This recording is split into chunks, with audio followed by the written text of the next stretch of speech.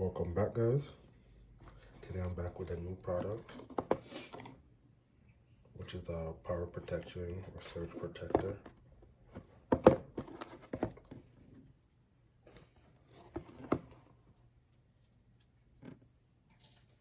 You can check it out right there.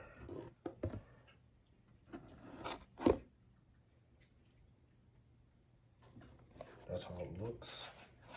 It has these, the outlet indicator, delay indicator, over voltage or under voltage. So far, I've enjoyed it. Let's see what's inside now. So basically, you're keeping this knob active. Don't worry. And the rest is just manual, really.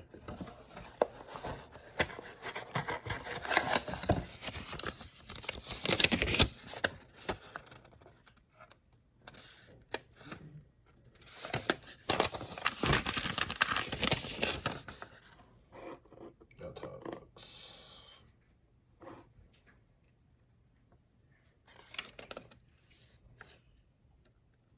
Instructions, specifications, and warning.